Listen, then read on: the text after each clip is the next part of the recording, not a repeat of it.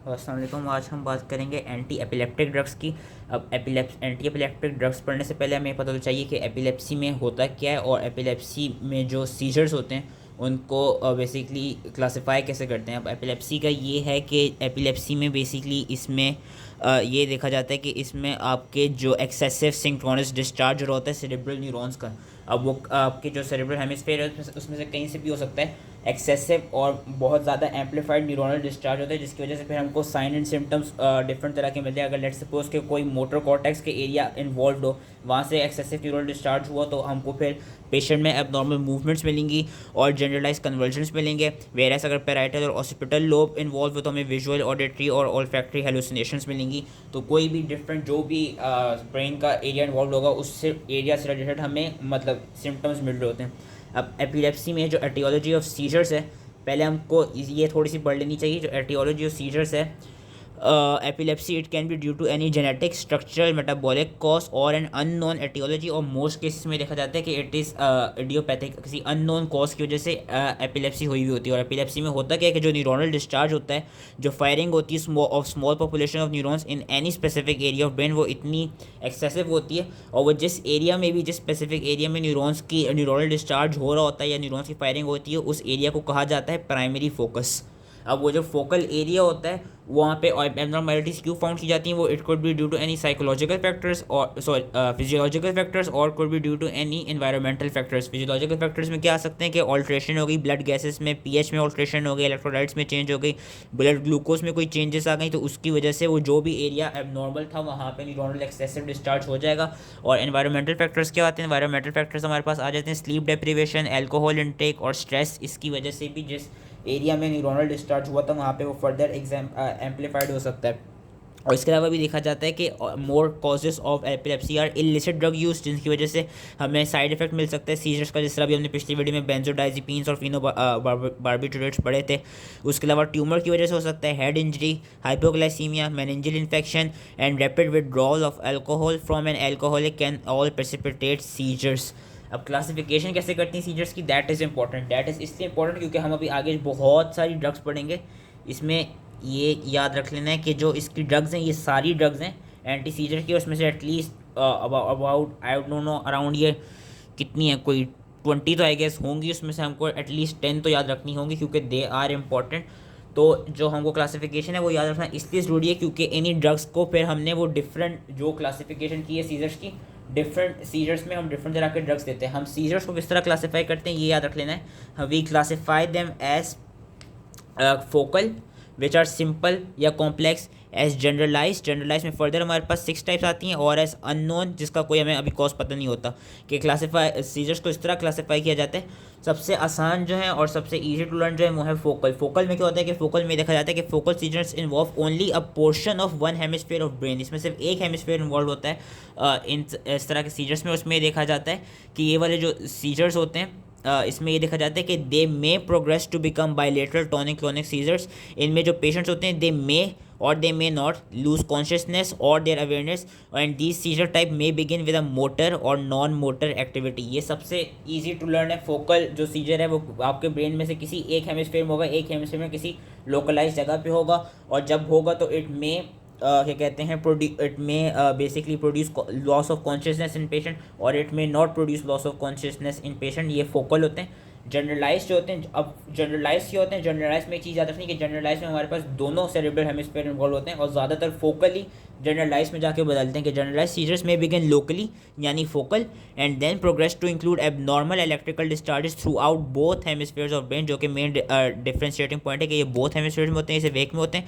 और जो primary generalise seizures होते हैं दे मे बी कन्वल्सिव और non convulsive, and patient usually has an immediate loss of consciousness. उसमें दे मे लूज कॉन्शियसनेस और they may not, where generalise में immediate loss of consciousness देखी जाती है। अब वो जनरलाइज होते हैं वो फर्दर 6 टाइप्स के होते हैं। सबसे पहले और सबसे इंपॉर्टेंट हमारे पास आता है टॉनिक क्लॉनिक। टॉनिक क्लॉनिक में क्या होता है कि जैसी कॉन्शियसनेस लूज हो जाती है पेशेंट की, कॉन्शियसनेस लूज होने के बाद patient goes in a state of tonic, यानी जो उसके मसल्स हैं वो कंटिन्यूसली कॉन्ट्रैक्ट करते हैं, और फिर एक स्टेट में जाते हैं क्लॉनिक।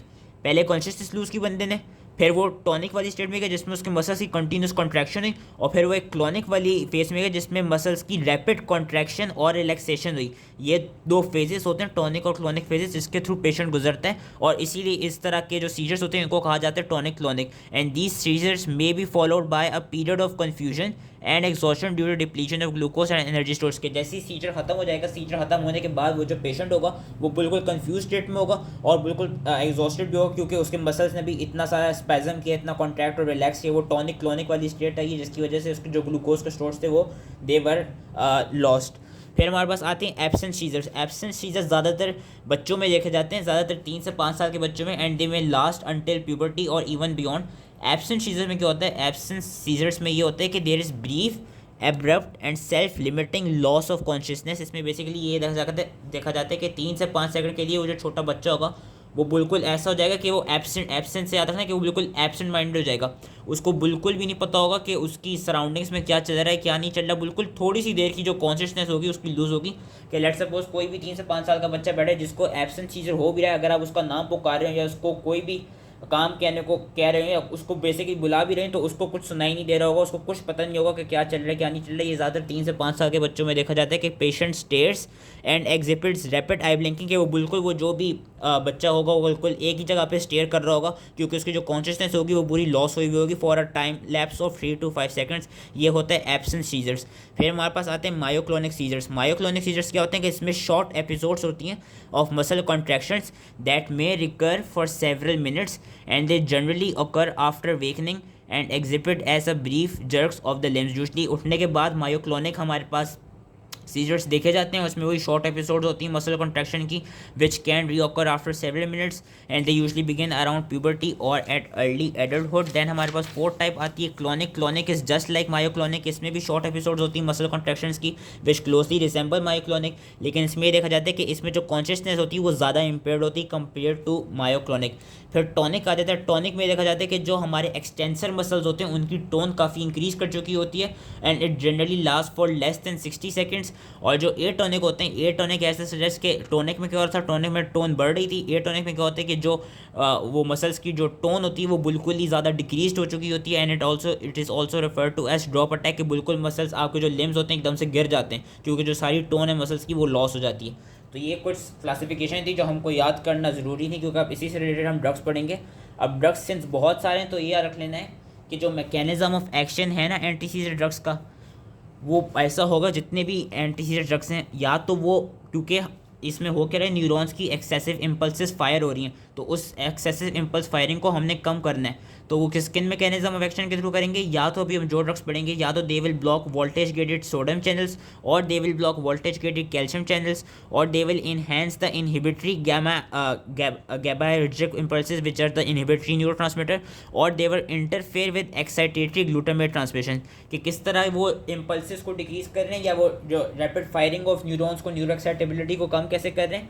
बाय डिक्रीजिंग सोडियम और बाय ब्लॉकिंग सोडियम और कैल्शियम चैनल्स, बाय क्या कहते हैं increasing the effect of inhibitory neurotransmitter जो कि इस केस में गाबा, और by decreasing the effect of excitable neurotransmitter जो कि इस केस में है ग्लूटामेट। और ये चीज़ याद रखनी है कि जितनी भी एंटी सीजर मेडिकेशंस पढ़ेंगे दे डू नॉट क्योर और prevent epilepsy, they only suppress the seizures. ये चीज़ याद रखनी है कि दे डू नॉट क्योर और prevent epilepsy, they only suppress the seizures. अब हमें कि मेडिकेशन से सिलेक्शन करते कैसे, याद रखना है कि जब भी हम एंटी सीजर ड्रग्स देते हैं तो इनको हम यूजली मोनोथेरेपी करते हैं। ज़्यादातर एक ही ड्रग दी जाती है और एक ड्रग से ज़्यादातर सक्सेसफुल हो जाता है कि फर्स्ट जो कि हम पहले डायग्नोस करेंगे उसको किस तरह का सीजर हो रहा है, जनरलाइज हो रहा है, फोकल हो रहा है, और जनरलाइज में भी किस तरह का हो रहा है। देन हम उसको अप्रोप्रिएट ड्रग दे देंगे और हम क्या कहते हैं वो ग्रेजुअली उसकी जो डोज है वो टाइटर कर देंगे। अगर तो उससे सीजर ख़त्म हो गया, जो कि मोस्टली 70% केसेस में हो जाता है, तो ठीक है। अगर उससे सीजर ख़त्म नहीं हो तो हम करेंगे क्या, इफ़ सीजर परसिस्ट तो फिर हम सेकंड ड्रग देंगे। पहली ड्रग जो दी थी उसको आहिस्ता आहिस्ता से कम कर देंगे और सेकंड जो ड्रग देंगे उसकी आहिस्ता आहिस्ता से डोज बढ़ा देंगे ताकि फिर सीजर जो है वो ख़त्म हो जाए, क्योंकि इसमें एपिलेप्सी को ट्रीट करने के लिए ज़्यादातर मोनोथेरेपी ही यूज़ की जाती है। अगर इससे भी यही हुआ कि सीजर फ्री वाली स्टेट नहीं आ सके, सीजर स्टिल परसिस्टेड, देन क्या होगा, देन हम रैशनल कम्बिनेशन ऑफ 2 ड्रग्स के कहते हैं वो करेंगे। फिर हम मोनोथेरेपी से हटेंगे और हम 2 ड्रग्स को कंबाइन करके देंगे सीजर्स को ट्रीट करने के लिए। एंड अगर इससे भी नहीं ट्रीट हो सका देन लास्टली हम कंसिडर क्या करते हैं, हम कंसिडर करते हैं सर्जरी, या हम कंसिडर करते हैं different management like vagal nerve stimulation. ये इन्होंने यहाँ पे दिखाई भी हैं कि जिस तरह का भी एपिलेप्सी हुई है उसमें हमने पहले क्या कहते हैं डिफरेंट एपिलेप्सी के लिए डिफरेंट ड्रग दी। इसमें से जो लेमोट्रिग्रीन है ना, लेमोट्रिग्रीन याद रखना है, क्योंकि लेमोट्रिग्रीन ज़्यादातर हर तरह के एपिलेप्सी के लिए दे दिया जाता है। ये फोकल के लिए भी हम दे सकते हैं, हम जनरलाइज में भी हम इसको दे सकते हैं, और हम इसको एपिलेप्सी सिंड्रोम्स में भी, इसमें जिस तरह लेनॉक्स गैस्ट्रोटिक सिंड्रोम है उसमें भी हम दे सकते हैं। तो ये एक टेबल उन्होंने दिखाया हुआ है। अब हम मेन चीज़ अपनी आ जाते हैं सारे उन पे मेडिकेशंस पे। इन मेडिकेशंस का मैं ये बताता चलूँ कि ये वीडियो थोड़ी सी लंबी इसलिए हो जाएगी क्योंकि सिंस ये इतने सारे, ये यहाँ से लेके यहाँ तक ये सारे इतने सारे ड्रग्स हैं जिनका मैकेनिज़्म ऑफ एक्शन और जिनके एडवर्स इफेक्ट्स ऑब्वियसली सबके सही से नहीं याद हो सकते। तो इसको याद करने का तरीका क्या है? इसका याद करने का तरीका ये है कि पीछे ये बहुत बड़ा टेबल दिया हुआ है, इसमें हर ड्रग के अलग अलग से एडवर्स इफेक्ट्स बताए हुए हैं और मैकेनिज़्म ऑफ एक्शन बताया हुआ है। यहाँ से आप ये सिर्फ टेबल याद कर सकते हैं तो it is also more than enough. लेकिन आपको क्या कहते हैं वो याद करने के लिए कि कौन सा ड्रग कौन सा सीजर ट्रीट कर रहा है वो थोड़ा पीछे से पढ़ना होगा, या मैंने जो नोट्स बनाए वहाँ से पढ़ लीजिएगा। वो मैं नोट्स अभी दिखाता हूँ कि एडवर्स इफेक्ट्स यहाँ लिखे हुए हैं। अच्छा, एडवर्स इफेक्ट्स की भी एक स्मार्ट जो वो है ट्रिक है, वो ये है कि अगर लेट सपोज क्योंकि इतने सारे ड्रग्स हैं और सारे ड्रग्स के हम डिफरेंट एडवर्स इफेक्ट्स नहीं याद रख सकते, तो हमने क्या एडवर्स इफेक्ट्स याद रख लेने, हमने कुछ जनरलाइज्ड एडवर्स इफेक्ट्स याद रख लेने जो कि ऑलमोस्ट सारे एंटी सीजर ड्रग्स के साथ देखे जाते हैं। वो जनरलाइज्ड एडवर्स इफेक्ट्स क्या हैं? ये 8 हैं। अगर लेट सपोज आपको हर ड्रग के अलग अलग से एडवर्स इफेक्ट्स नहीं याद हो रहे, तो आप अगर ये 8 एडवर्स इफेक्ट्स भी याद रख लें तो आई थिंक उसमें भी क्या कहते हैं ईजिली मार्क्स मिल जाएंगे, क्योंकि it is also obviously not possible कि हमको सारे ड्रग के अलग से क्या कहते हैं इतने सारे एडवर्स इफेक्ट्स हम याद कर सकें। तो हम जनरलाइज एडवर्स इफेक्ट्स भी याद कर सकते हैं। और इसके लिए मैं दिखा देता हूँ जो मैंने एक टेबल सा बनाया है, जिसको मैं एंड में एक दफ़ा दोबारा रिवाइज़ करवाऊँगा। होपफुली ये हेल्पफुल हो, होपफुली राइटिंग समझ आ रही हो। ये जितने भी ड्रग्स हैं these are all for focal seizures, और ये जितने ड्रग्स हैं these are all for generalise seizures. ठीक है, इसकी स्क्रीनशॉट ले लें या इसको नोट कर लें, ये मैं एंड में एक दफ़ा और रिवाइज़ करवाऊँगा ताकि मैं बता दूँ मैंने लिखा क्या है। फोकल के ड्रग्स, जनरलाइज के ड्रग्स, ये जो ड्रग्स हैं, अच्छा ये जो यही वाले ड्रग्स को मैंने इस तरह करके किया हुआ है, जो ये ड्रग्स हैं these are basically those drugs which block sodium channels, और ये जिनके सामने सी लगा हुआ है these are your drugs which basically act by blocking calcium channels, जो मैकेनिज्म ऑफ एक्शन है। जो जनरलाइज में जिन ड्रग्स के आगे टी लिखा है, इसका ये मतलब है कि ये वाले drugs generalise tonic clonic seizures को ट्रीट करने के लिए दिए जाते हैं। बेंजोडाइजेपिन, कार्बामेजेपिन, लेविट्रिसिटिम, प्रिमापेनिल, फेनिटोइन, ये सब टॉनिक क्लोनिक सीजर्स को ट्रीट करने के लिए दिए जाते हैं जनरलाइज में। और जिनके आगे जो टोपिरामेट और वेल्प्रोइक एसिड, जो कि दोनों इंपॉर्टेंट ड्रग्स हैं, जिनके आगे पीजी लिखा हुआ है, इसका ये मतलब है कि प्राइमरी जनरलाइज्ड उसको सीजर को ट्रीट करने के लिए दिए जाते हैं। इसको मैं एंड ऑफ द वीडियो और सही से समझा दूंगा। अब हम आते हैं अपनी किताब के थ्रू। तो सबसे पहले ड्रग्स जो कि मैं पिछली वीडियो में पढ़ा चुका हूँ, तो ज़्यादा डिटेल में नहीं जाऊँगा, पिछली वीडियो में पढ़ा दिया था। बेंजोडाइजेपिन्स का हमें मैकेनिज्म ऑफ एक्शन भी पता है। You can also see my video कि they bind to GABA inhibitory receptors to reduce the firing rate. इसमें हमारे पास एग्जाम्पल्स आ जाती हैं डिफरेंट लॉन्ग टर्म एक्टिंग की, क्लोनाज़ेपम आ गई, क्लोबेंज़ाइम आ गई, डायज़ेपम आ गई, लोराज़ेपम आ गई। और ये किस लिए दी जाती हैं? दे आर क्या कहते हैं, इनकी जो ट्रीटमेंट मेथड है कि ये जनरलाइज टॉनिक क्लोनिक सीजर्स को ट्रीट करते हैं। एडवर्स इफेक्ट्स क्या? एडवर्स इफेक्ट्स मैंने इनकी पिछली जो वीडियो थी इसमें बता दिए थे, और उससे आप याद कर लीजिएगा। फिर हमारे पास एक ड्रग आता है ब्रेवियरेसिटम। अच्छा, ब्रेवियरेसिटम का क्या है कि जो ब्रेवियरेसिटम है ये फोकल सीजर्स को ट्रीट करता है, और ये इसका मैकेनिज्म ऑफ एक्शन क्या है? इसका मैकेनिज्म ऑफ एक्शन ये कि ये हाईली इसकी सेलेक्टिव एफिनिटी होती है for synaptic vesicle protein 2A, ये इसका मैकेनिज्म ऑफ एक्शन है। देन कार्बामेजेपिन का मैकेनिज्म ऑफ एक्शन क्या है कि जो सोडियम चैनल्स है उनको ब्लॉक करता है। उसकी ब्लॉक होने से होता क्या है कि there is inhibition of generation of repetitive active action potentials in epileptic focus and preventing the spread of generalized action potentials.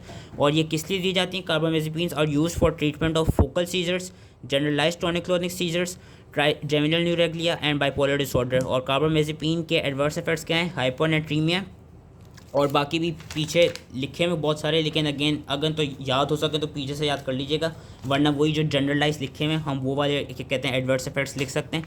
कार्बामेजेपिन का याद रखना है कि carbamazepine should never be prescribe to those patients who are suffering from absent seizures, क्योंकि ये देखा गया कि कार्बामेजेपिन करती क्या है, उन पेशेंट्स में एब्सेंट सीजर्स को कम करने के बजाय फर्दर इंक्रीज़ कर देती है। देन चौथा ड्रग हमारे पास आता है एस्ली कार्बाजेपिन। एस्ली कार्बाजेपिन क्या है कि एस्ली कार्बाजेपिन जो वोल्टेज गेटेड सोडियम चैनल है उन्हीं का ब्लॉकर है। और ये जो फोकल सीजर्स हैं इनको ट्रीट करने के लिए दिया जाता है। इसके एडवर्स इफेक्ट्स क्या हैं? Dizziness, somnolence, diplopia, headache, rash, psychiatric side effects, hyponatraemia. फिर हमारे पास एक आता है इथोसुक्सिमाइड। अच्छा, इथोसुक्सिमाइड का याद रख लेना है कि ये क्या कहते हैं, ये जो सिर्फ एब्सेंस सीजर्स को ट्रीट करने के लिए दिया जाती है। मैंने अपनी उसमें टेबल में नहीं लिखा। एडोसुक्सिमाइड का याद रखना है कि ये एब्सेंस सीजर्स को ट्रीट करने के लिए दिया जाता है। और इसका मैकेनिज्म ऑफ एक्शन क्या है कि जो टी टाइप कैल्शियम चैनल्स होते हैं उनको ब्लॉक कर देता है। देन हमारे पास आते हैं फेल्बामेट। फेल्बामेट का क्या काम है कि ये जो फेल्बामेट है इसके मल्टीपल मैकेनिज्म्स हैं। ये सोडियम चैनल्स को भी ब्लॉक करता है। ये जो एक्साइटेटरी न्यूरोट्रांसमीटर है ग्लूटामेट, उसके जो रिसेप्टर है N methyl D aspartate NMDA receptor, उसको भी ये ब्लॉक करता है। ये कैल्शियम चैनल को भी ब्लॉक करता है। और जो गाबा है जो कि इनहिबिटरी न्यूरोट्रांसमीटर था, उसके भी एक्शंस को ये फर्दर इन्हेंस करता है, उसको पोटेंशिएट कर देता है। इसको किसकी ट्रीटमेंट में देते हैं? इसको हम देते हैं रिफ्रैक्टरी एपिलेप्सीज की ट्रीटमेंट में। और इसके एडवर्स इफेक्ट्स हमारे देखे गए हैं कि ये हेपेटिक फेलियर करा सकता है और ये एप्लास्टिक एनीमिया करा सकता है।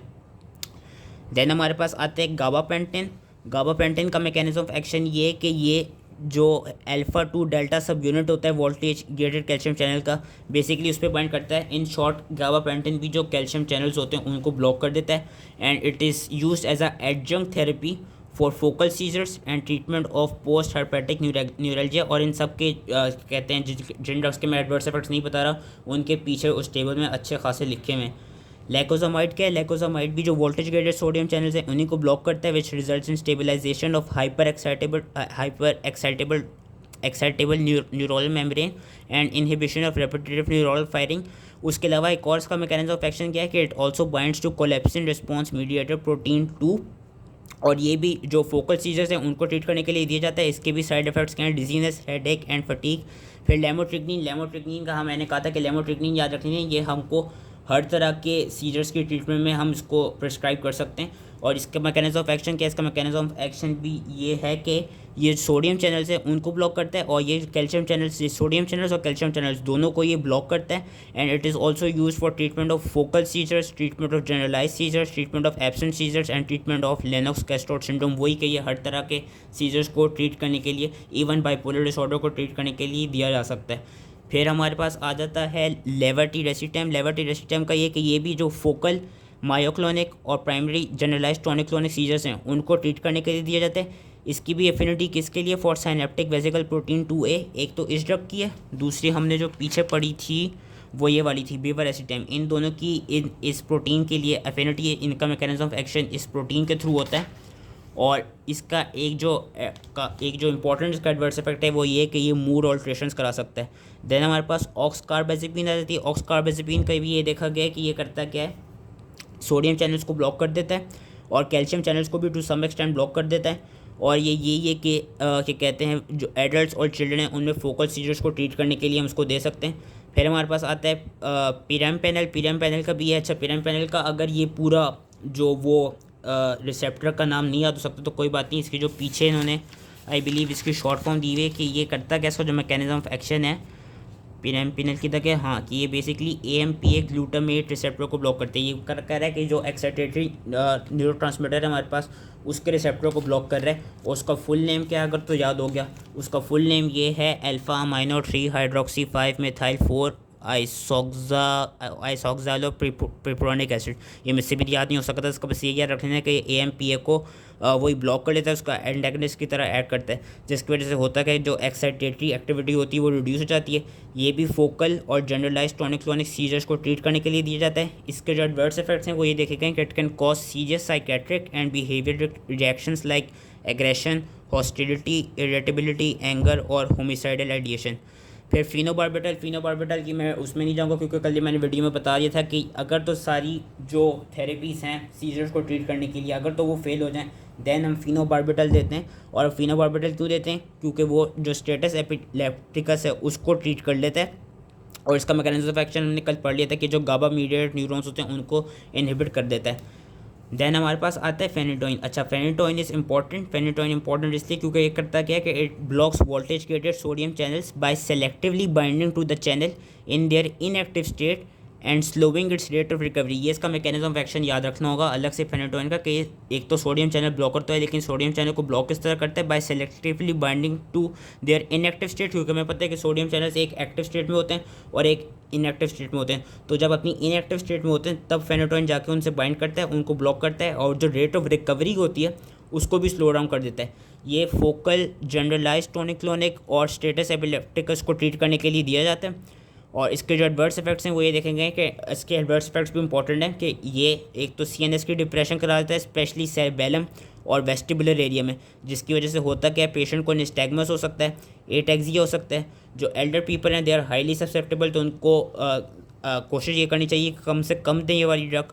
उसके अलावा इन्होंने फिगर यहाँ पे दिखाई हुई है कि ये जिंजिवल हाइपरप्लेजिया भी करा सकते हैं, विच में cause the gums to grow over the teeth, और लॉन्ग टर्म यूज़ में lead to development of peripheral neuropathies and osteoporosis. ये कुछ इसके एडवर्स इफेक्ट हैं जो कि हमें याद रखने होंगे। फॉस्फेनेटोइन क्या है? फॉस्फेनेटोइन बेसिकली प्रोडक्ट है जो कि फिर आगे जाके फेनेटोइन में कन्वर्ट हो जाते हैं। लेकिन फॉस्फेनेटोइन और फेनेटोइन में जो डिफरेंशिएटिंग पॉइंट जो वो ये है कि हम फेनेटोइन को इंट्रामस्कुलरली नहीं दे सकते, लेकिन हम फॉस्फेनेटोइन को इंट्रामस्कुलरली एडमिनिस्टर करते हैं। और हम फेनेटोइन को इंट्रामस्कुलरली एडमिनिस्टर इसलिए नहीं कर सकते क्योंकि अगर हम उसको इंट्रामस्कुलरली एडमिनिस्टर कर देंगे तो it will cause tissue damage and it will also cause necrosis. Then हमारे पास आता है प्रीगैबुलिन। प्रीगैबुलिन का क्या है कि ये अल्फा-2 डेल्टा जो साइट थी ऑक्सिलरी सब यूनिट की of voltage reading calcium channels, in short ये भी क्या कर रहा है, जो कैल्शियम चैनल्स हैं उनको ब्लॉक कर रहा है। और उनमें जो ब्लॉक करने की वजह से कर रहा है, it is inhibiting the excitatory neurotransmitter release. और इसको भी किसकी ट्रीटमेंट में दिया जाता है? सीजर्स में हम इसको फोकल सीजर्स को ट्रीट करने के लिए देते हैं। वैसे इसके अलावा हम diabetic peripheral neuropathy, post hepatic neuralgia और फाइब्रोमाइल्जिया को ट्रीट करने के लिए भी दे सकते हैं। फिर हमारे पास आ जाते हैं, कितने रह गए, 1 2 3 4 6 ड्रग्स रह गए। फिर हमारे पास आ जाते हैं रूफिनामाइड। रूफिनामाइड भी क्या, सोडियम चैनल ब्लॉकर है। किसको ट्रीटमेंट में यूज़ होता है? ये लेनॉक्स गैस्ट्रोड सिंड्रोम की ट्रीटमेंट में एज अ एडजंक्टिव यूज़ होता है in those children who are of 1 year of age, या क्या कहते हैं एडल्ट में भी यूज़ कर सकते हैं। और इसका ये देखा गया कि अगर हम इस ड्रग के साथ कार्बामेज़ेपिन और फेनेटोइन दे रहे हों, देन वो करेंगे क्या कि वो इसकी कॉन्सेंट्रेशन को डिक्रीज़ कर देंगे, क्योंकि वो ये जो दोनों ड्रग्स हैं, ये जो साइटोक्रोम P450 वाले एंजाइम सिस्टम होते हैं उनको डिफरेंट तरह से इंड्यूस करते हैं, जिसकी वजह से करते हैं ये रूफिनामाइड की कॉन्सेंट्रेशन को डिक्रीज़ करते हैं। वेरएस अगर हम इसके साथ वेल्प्रोइक एसिड दे रहे हो तो वेल्प्रोइक एसिड क्या करेगा, इसकी कॉन्सेंट्रेशन को इंक्रीज़ कर देगा। और जो इसका एक इंपॉर्टेंट एडवर्स इफेक्ट है ना, वो ये है कि इट कैन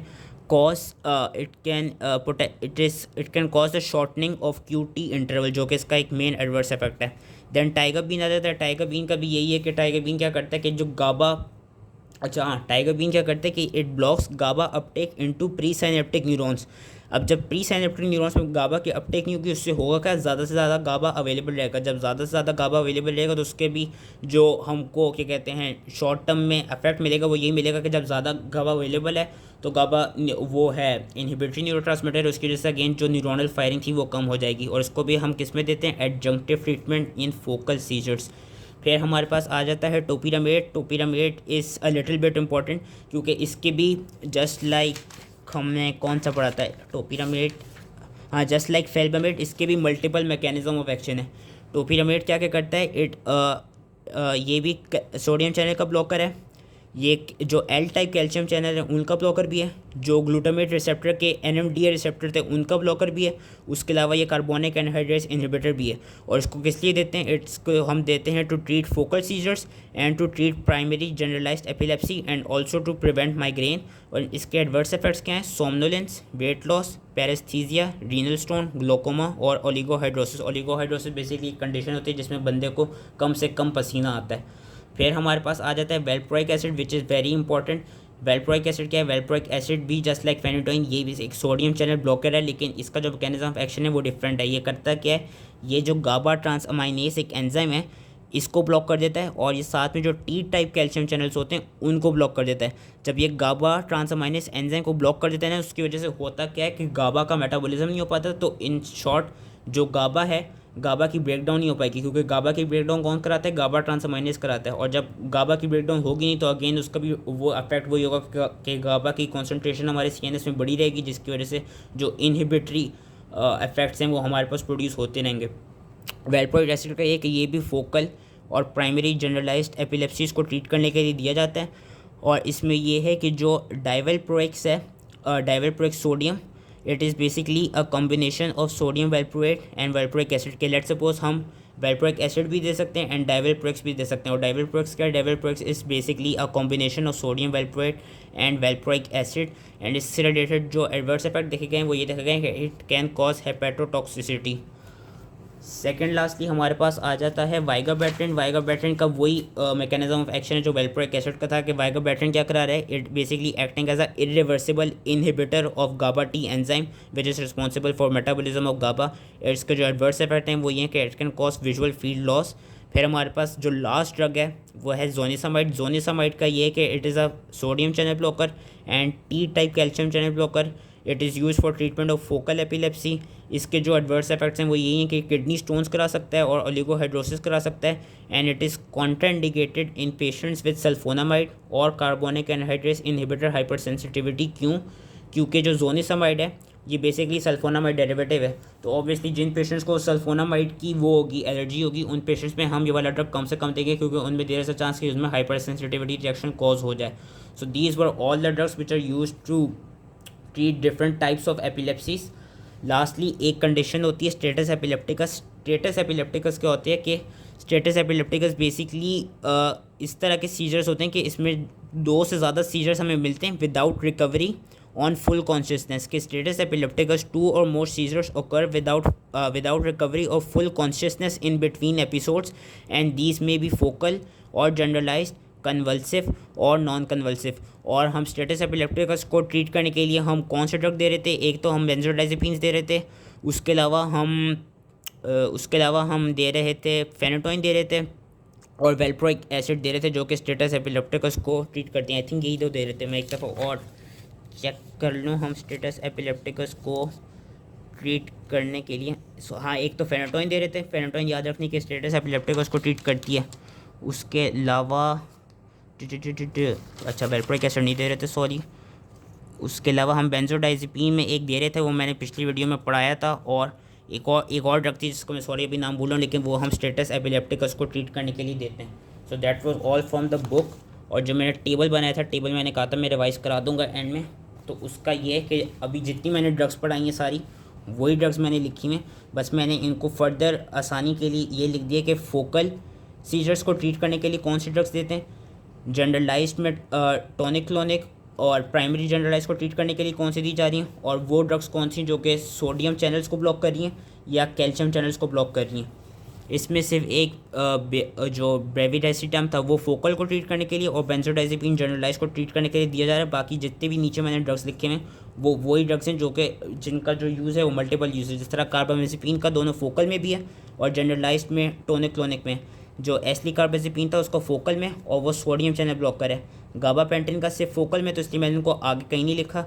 लैकोजामाइड का फोकल में और ये सोडियम चैनल ब्लॉकर है। जो लेमोट्रिग्नीन था उसको तो मैंने कहा था कि उसको याद रखने कि वो ऑल, इसका मैंने इसे आगे ए इसलिए लिखा हुआ क्योंकि वो हर तरह के सीजर को ट्रीट कर रहा था। जो लेविट्रेसिटम था वो जनरलाइज में टॉनिक क्लोनिक को ट्रीट कर रहा था। जो ऑक्सकार्बाजेपिन था वो कैल्शियम चैनल ब्लॉकर भी था और सोडियम भी था।